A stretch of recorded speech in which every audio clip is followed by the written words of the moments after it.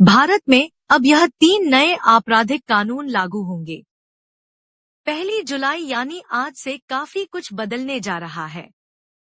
खासकर criminal justice system में आज से 1860 में बनी आईपीसी की जगह भारतीय न्याय संहिता, 1898 में बनी सीआरपीसी की जगह भारतीय नागरिक सुरक्षा संहिता और 1872 के इंडियन एविडेंस एक्ट की जगह भारतीय साक्ष्य अधिनियम ले लेगी। इन तीनों नए कानूनों के लागू होने के बाद कई सारे नियम कायदे बदल जाएंगे। इनमें कई नई दफा यानी धाराएं शामिल की गई हैं, तो कुछ धाराओं में बदलाव हुआ है, कुछ हटाई गई हैं। नए कानून लागू होने पर आम आदमी, पुलिस, वकील और अदालतों के कामकाज में काफी बदलाव होगा। भारतीय नागरिक सुरक्षा संहिता में शामिल अहम बदलाव। सीआरपीसी में जहां कुल 484 धाराएं थी, वहीं भारतीय नागरिक सुरक्षा संहिता बीएनएसएस में 531 धाराएं हैं।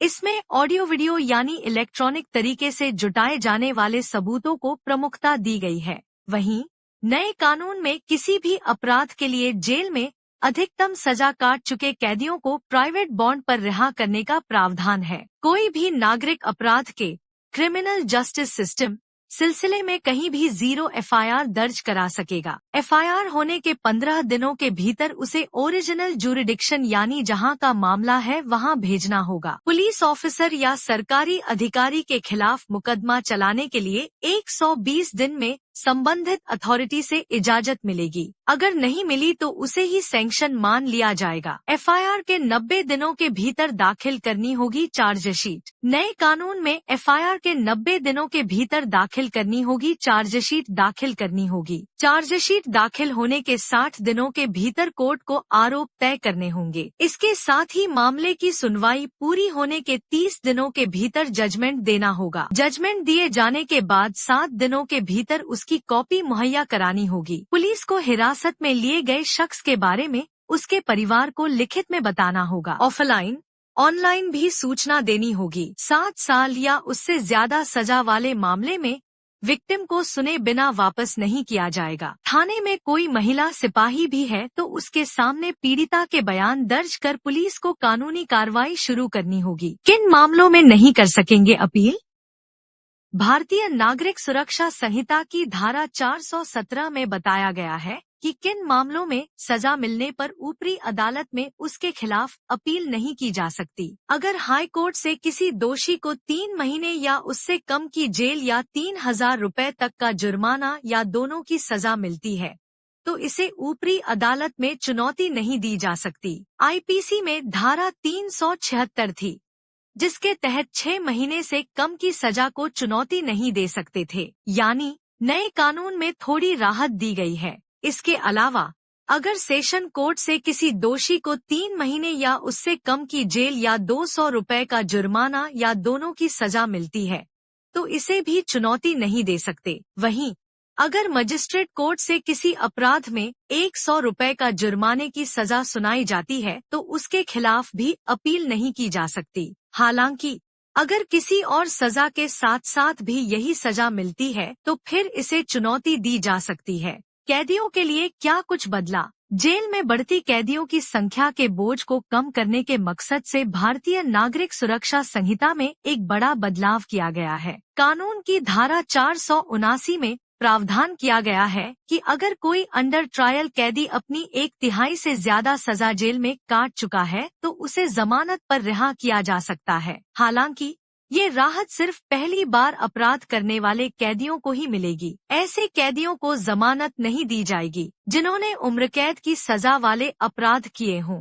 इसके अलावा सजा माफी को लेकर भी बदलाव किया गया है। अगर किसी कैदी को सजाए मौत मिली हो तो उसे उम्रकैद में बदला जा सकता है। इसी तरह उम्रकैद की सजा पाए दोषी को 7 साल की जेल में तब्दील किया जा सकता है। साथ ही जिन दोषियों को 7 साल या उससे ज्यादा की जेल की सजा मिली होगी, उनकी सजा को 3 साल की जेल में बदला जा सकता है, जबकि 7 साल या उससे कम की सजा वाले दोषियों को जुर्माने की सजा सुनाई जा सकती है। भारतीय साक्ष्य अधिनियम में क्या हुए जरूरी बदलाव?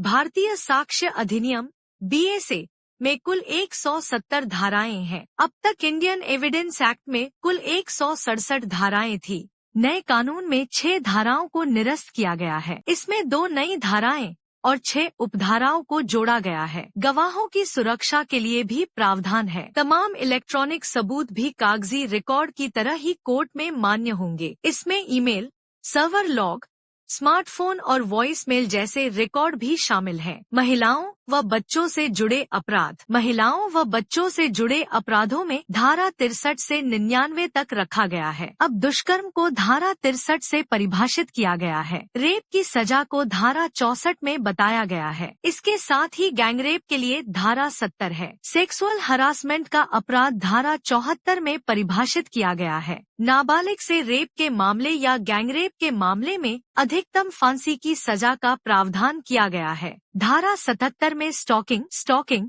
को परिभाषित किया गया है। वहीं दहेज हत्या धारा 79 में और दहेज प्रताड़ना धारा 84 में बताया गया है। शादी का झांसा या वादा कर संबंध बनाने वाले अपराध को रेप से अलग अपराध बनाया गया है, यानी उसे रेप की परिभाषा में नहीं रखा गया है। मानहानि, धमकी, हंगामा वो गुनाह जिनमें सिर्फ समाज सेवा करके भी छूट सकते हैं। दोषी जाने किन अपराधों में होगी ऐसी सजा। नाबालिगों से दुष्कर्म के मामले में सजा में सख्ती। बीएनएस में नाबालिगों से दुष्कर्म में सख्त सजा कर दी गई है। 16 साल से कम उम्र की लड़की के साथ दुष्कर्म का दोषी पाए जाने पर कम से कम 20 साल की सजा का प्रावधान किया गया है। इस सजा को आजीवन कारावास तक बढ़ाया जा सकता है। आजीवन कारावास की सजा होने पर दोषी की सारी जिंदगी जेल में ही गुजरेगी। बीएनएस की धारा 65 में ही प्रावधान है कि अगर कोई व्यक्ति 12 साल से कम उम्र की बच्ची के साथ दुष्कर्म का दोषी पाया जाता है तो उसे 20 साल की जेल से लेकर उम्रकैद तक की सजा हो सकती है। इसमें भी उम्रकैद की सजा तब तक रहेगी जब तक दोषी जिंदा रहेगा। ऐसे मामलों में दोषी पाए जाने पर मौत की सजा का प्रावधान भी है। इसके अलावा जुर्माने का भी प्रावधान किया गया है। कत्ल को इस तरह किया गया है परिभाषित। सबसे बड़ी बात, सरकार ने मॉब लिंचिंग को भी अपराध के दायरे में रखा है।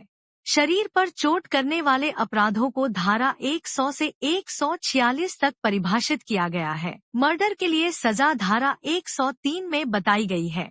धारा 111 में संगठित अपराध में सजा का प्रावधान है। धारा 113 में टेरर एक्ट बताया गया है। मॉब लिंचिंग मामले में भी 7 साल कैद या उम्रकैद या फांसी की सजा का प्रावधान है।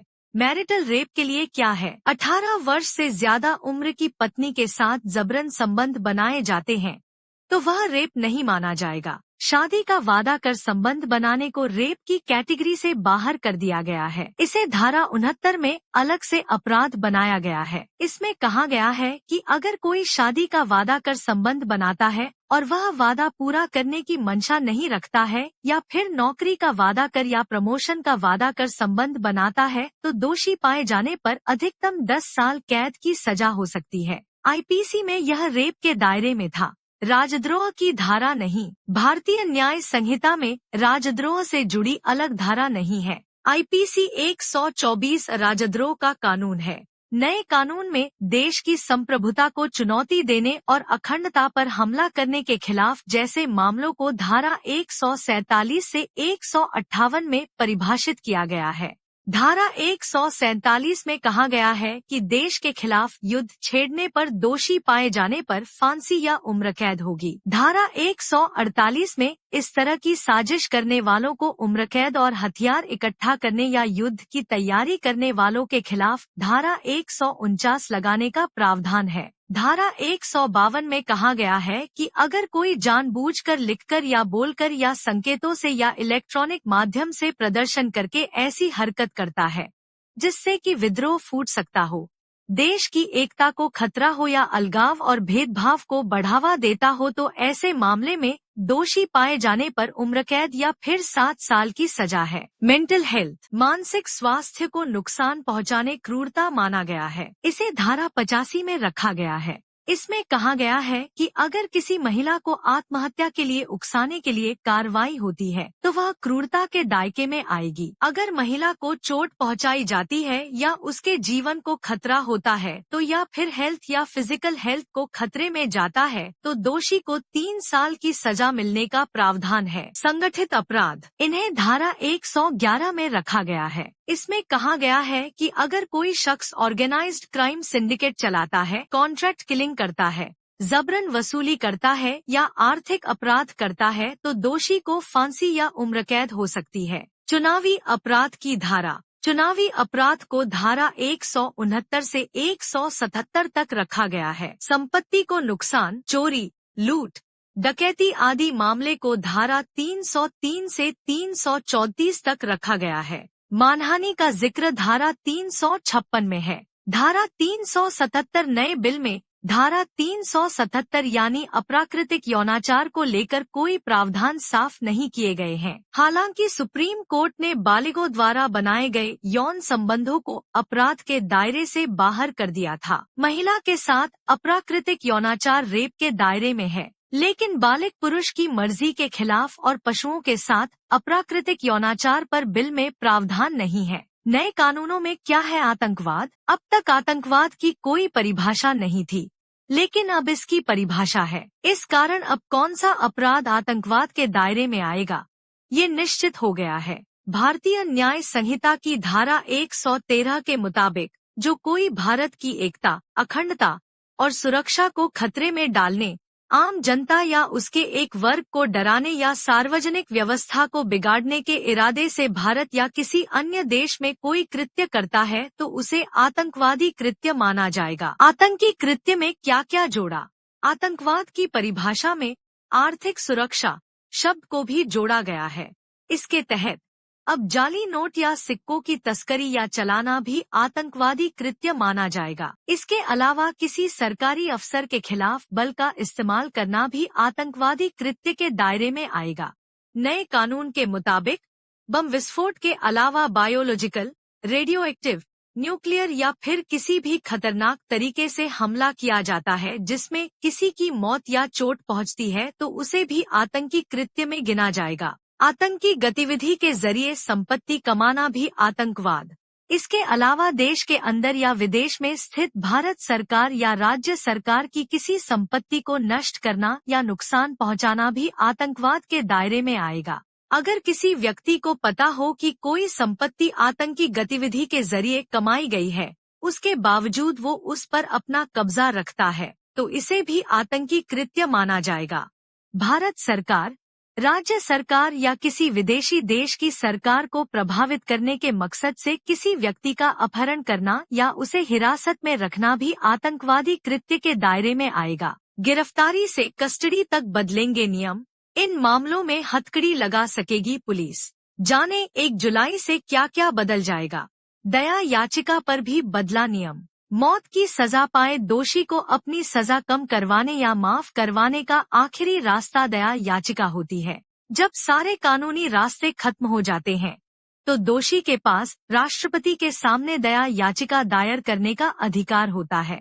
अब तक सारे कानूनी रास्ते खत्म होने के बाद दया याचिका दायर करने की कोई समय सीमा नहीं थी, लेकिन अब भारतीय नागरिक सुरक्षा संहिता की धारा 472(1) के तहत सारे कानूनी विकल्प खत्म होने के बाद दोषी को 30 दिन के भीतर राष्ट्रपति के सामने दया याचिका दायर करनी होगी।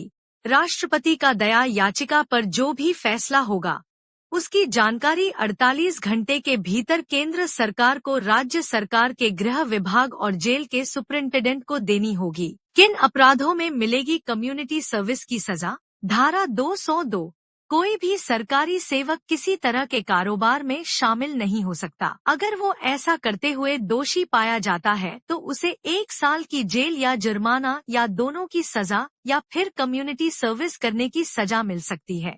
धारा 209, कोर्ट के समन पर अगर कोई आरोपी या व्यक्ति पेश नहीं होता है तो अदालत उसे 3 साल तक की जेल या जुर्माना या दोनों की सजा या कम्युनिटी सर्विस की सजा सुना सकती है। धारा 226, अगर कोई व्यक्ति किसी सरकारी सेवक की काम में बाधा डालने के मकसद से आत्महत्या की कोशिश करता है तो 1 साल तक की जेल या जुर्माना या दोनों या फिर कम्युनिटी सर्विस की सजा दी जा सकती है। धारा 303 5,000 रुपए से कम कीमत की संपत्ति की चोरी करने पर अगर किसी को पहली बार दोषी ठहराया जाता है तो संपत्ति लौटाने पर उसे कम्युनिटी सर्विस की सजा दी जा सकती है। धारा 355 अगर कोई व्यक्ति नशे की हालत में सार्वजनिक स्थान पर हुड़दंग मचाता है तो ऐसा करने पर उसे 24 घंटे की जेल या 1,000 रुपए तक का जुर्माना या दोनों या फिर कम्युनिटी सर्विस की सजा मिल सकती है। धारा 356 अगर कोई व्यक्ति बोलकर, लिखकर, इशारे से या किसी भी तरीके से दूसरे व्यक्ति की प्रतिष्ठा और सम्मान को ठेस पहुंचाता है तो मानहानि के कुछ मामलों में दोषी को 2 साल तक की जेल या जुर्माना या दोनों या कम्युनिटी सर्विस की सजा दी जा सकती है। अगर आपने अभी तक हमारा चैनल सब्सक्राइब नहीं किया है तो सब्सक्राइब करें और घंटी का बटन बिल्कुल भी दबाना ना भूलें ताकि सभी लेटेस्ट खबरें पहुंच सकें आप पे सबसे पहले।